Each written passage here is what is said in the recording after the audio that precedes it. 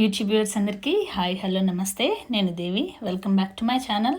ఈరోజు నేను మైక్రోవేవ్లో పర్ఫెక్ట్గా రైస్ ఎలా తయారు చేయాలో చేసి చూపిస్తానండి. ఇదేమీ రెసిపీ అయితే ఏం కాదు, బట్ ఎవరికైనా తెలియకపోతే తెలుస్తుందని చేస్తున్నాను అంతే. నేనైతే కుక్కర్స్ అది ఏమీ వాడనండి రైస్కి. నేను ఆల్మోస్ట్ లాస్ట్ 10 years నుంచి మైక్రోవేవ్లోనే చేస్తున్నాను. ఈరోజు నా దగ్గర సోనా మసూరి రైస్ లేదండి ఇంట్లో, సో బాస్మతి రైస్ యూస్ చేస్తున్నాను.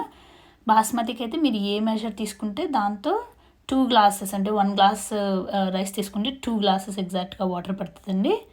అదే సోనా మసూరి అయితే మీరు 2.5 వరకు వేసుకోవచ్చు, పాత సోనా మసూరి అయితే. సో ఇలా ఇది మామూలు జనరల్ మీరు ఇంట్లో చేసుకునేదండి. జస్ట్ వాష్ చేసేసి 2-3 times దానికి 2 measures వాటర్ వేసేసండి.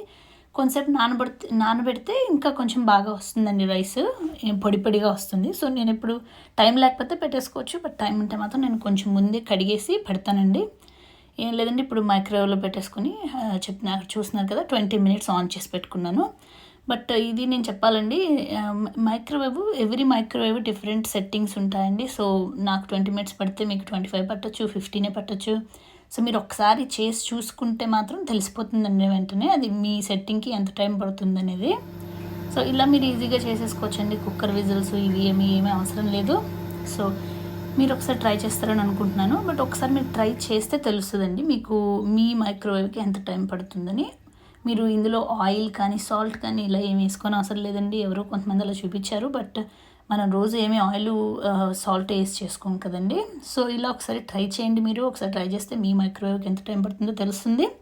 రైస్ అయితే మాత్రం చాలా అంటే చాలా పర్ఫెక్ట్గా వస్తుందండి. చెప్పాను కదా నేను లాస్ట్ ఆల్మోస్ట్ 10 years నుంచి మైక్రోవేవ్లోనే కుక్ చేస్తున్నాను. సో మీరు కూడా ఒకసారి ట్రై చేసి మీకు ఎంత టైం పట్టింది, ఎలా వచ్చింది ఒకసారి అండ్ వన్ మోర్ థింగ్ అండి, ఈ మైక్రోవేవ్లో ఎప్పుడు మైక్రోవేవ్ సేఫ్ బౌల్సే వాడండి. నేనైతే 100% ఎప్పుడు పైరెక్సే వాడతానండి. సో అది మాత్రం జాగ్రత్తగా చూసుకోండి. నార్మల్ ప్లాస్టిక్ వాటిలో అయితే పెట్టొద్దండి. నా సజెషన్ ఏంటంటే మైక్రోవేవ్ బౌల్సే వాడండి.